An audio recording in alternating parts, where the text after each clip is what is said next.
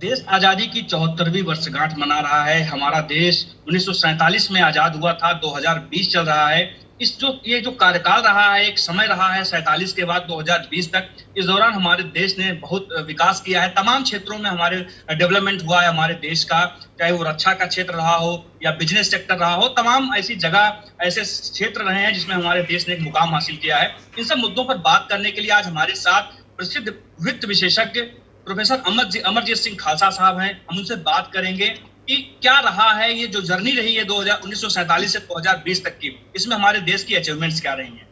बहुत बहुत स्वागत है सर आपका हमारे इस खास कार्यक्रम में। सर आप हमसे हम ये जानना चाहते हैं, सर आपसे हमें जानना चाहते हैं कि जो 1947 से 2020 की जर्नी रही है, इसमें हमारे देश ने कहाँ विकास किया, डेवलपमेंट हमारा कहाँ कहाँ हुआ है। देखिए, आपका जो प्रश्न है ये मुझे बहुत ज्यादा उत्साहित करता है, क्योंकि जब अर्थव्यवस्था पर बात होती है तो सामान्यतः लोग आज की स्थिति पर बात करना चाहते हैं।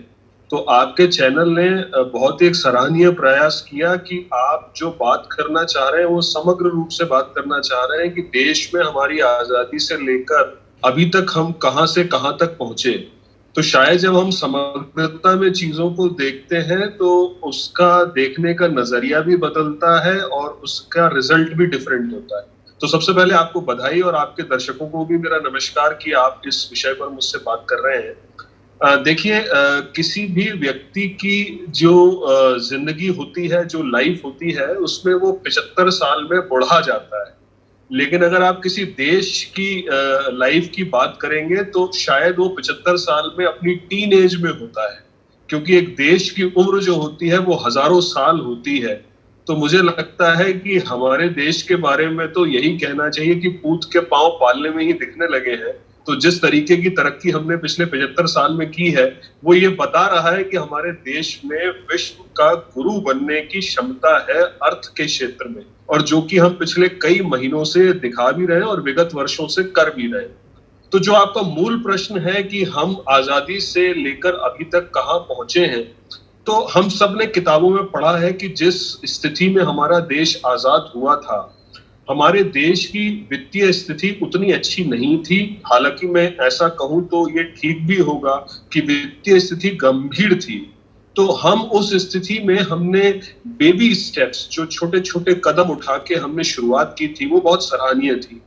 महल्लों में से एक बहुत बड़े अर्थशास्त्री हुआ करते थे, उनका पहले इंडस्ट्रियल रिवॉल्यूशन का कार्यक्रम चला, तो वहां से हमने अपने देश की शुरुआत करी पब्लिक सेक्टर यूनिट्स को बनाकर, और देश के पूरे अर्थतंत्र को सरकार ने अपने हाथ में लेकर उसका डिस्ट्रीब्यूशन करना शुरू किया। जैसे जैसे वक्त आगे बढ़ा, हमको ये दिखा कि कुछ स्ट्रक्चरल इश्यूज हैं हमारी इकोनॉमी में जिसको हमें देखना चाहिए। हरित क्रांति हो या दुग्ध क्रांति हो या मत्स्य क्रांति हो, ये सारी क्रांतियां जितनी भी हुई हैं अभी तक, वो सब बताती हैं कि हमने समय समय पर अपनी समस्याओं को तलाशा और उनका समाधान किया। अगर मैं बात करूं जो आज युवा है, अगर वो समझना चाहता है तो मैं बहुत पीछे ना जाकर उसको 1992 से 92 से लेकर चलूंगा, क्योंकि वो इस उम्र में इस चीज को समझ सकेगा। 1992 में 1992 में हमारे देश में एक बहुत बड़ा चेंज आया, जहां पर हमने जिस तरीके से सरकार के कंट्रोल में बिजनेस की शुरुआत की थी, और शायद उस वक्त वो ठीक भी होगा, उसका हमने अंत किया और 92 में हमने अर्थतंत्र को पूरी तरीके से निजी क्षेत्र के लिए भी खोला। निजी क्षेत्र के साथ साथ हमने इसको पूरी दुनिया के लिए भी खोला, और जिससे जो रिजल्ट्स हमारे सामने आए हैं, शायद उसका नतीजा है कि आज हमारी अर्थव्यवस्था इतनी मजबूत हो चुकी है।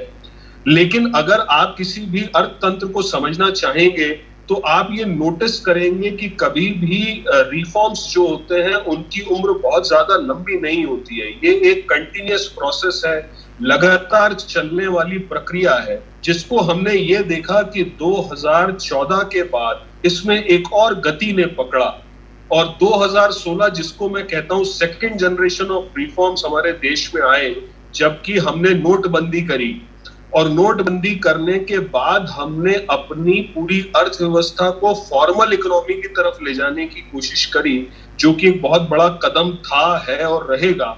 जिसकी वजह से बहुत ज्यादा सिस्टमैटिक बिजनेस हमारे देश में होना शुरू हुआ।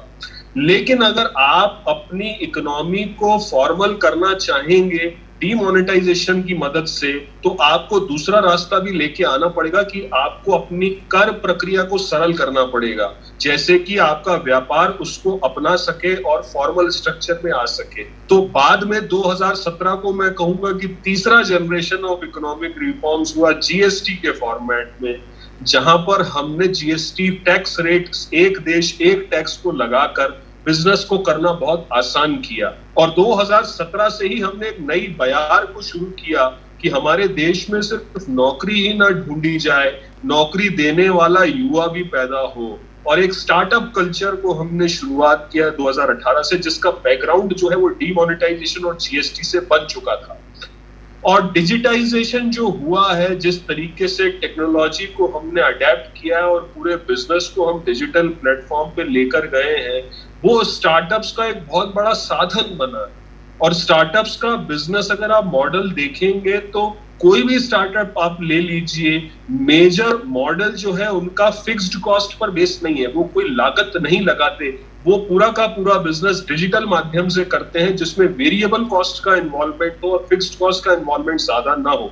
चूंकि हमारे देश में एक बहुत बड़ा, जिसको कहते हैं स्ट्रॉन्ग पॉइंट, हमारी पॉपुलेशन ही है, हमारी जो जनसंख्या है, वही हमने उस जनसंख्या को कन्वर्ट कर दिया है कंज्यूमर बनाकर। जब किसी देश की जनसंख्या कंज्यूमर बन जाती है तो आप समझ सकते हैं कि आत्मनिर्भर भारत का नारा तभी आ सकता है। और वो नारा बिल्कुल सही समय पर आया। और अब हमारे लिए ये अगला स्टेप ऑफ स्ट्रक्चरल रिफॉर्म्स जो मैं देख रहा हूं, वो यही है कि हमें आत्मनिर्भर बनना है, जिसका मतलब कई लोगों ने पूरी तरीके से समझा नहीं है। मैं आपके माध्यम से अपने दर्शकों को ये बताना चाहूंगा, आत्मनिर्भर भारत का मतलब ये कतई नहीं है कि हमारा दुनिया के साथ व्यापार बंद हो जाए और हम अपने दरवाजे बंद कर लें। नहीं, आत्मनिर्भर भारत का मतलब ये है कि हम अपनी जरूरतों के लिए तो सामान बनाए ही बनाए, पर उस सामान की क्वालिटी इतनी अच्छी हो कि हम पूरी दुनिया में भी उसको बेच पाए। ये है असली तौर पर आत्मनिर्भर होना। और यही मुझे लगता है दिशा भारत सरकार की भी है और जिसके रास्ते पर हम चल चुके हैं। अंत में आज भी हमारे प्रधानमंत्री महोदय ने जिस तरीके से और वित्त मंत्री महोदय ने जिस तरीके से टैक्स रिफॉर्म्स की बात करी है, तो मुझे लगता है कि अब मिडिल क्लास व्यक्ति के लिए आने वाले टाइम में बहुत कुछ होने वाला है, जिसकी मदद से, टैक्स रिफॉर्म्स की मदद से उसकी जेब में थोड़ा ज्यादा पैसा आएगा, जिसको बचाकर वो खर्च करेगा और इस अर्थव्यवस्था को और ऊपर ले जाएगा। मूल में, अंत में मैं ये कहना चाहूंगा कि अभी जो कोरोना काल में, पैंडेमिक में जो पूरी दुनिया में महामारी फैली हुई है, उसमें जिस तरीके से भारत अपनी अर्थव्यवस्था को संभाल रहा है और पूरी दुनिया को ये अपना एक मॉडल बता रहे हैं। बहुत बहुत धन्यवाद सर हमसे जुड़ने के लिए।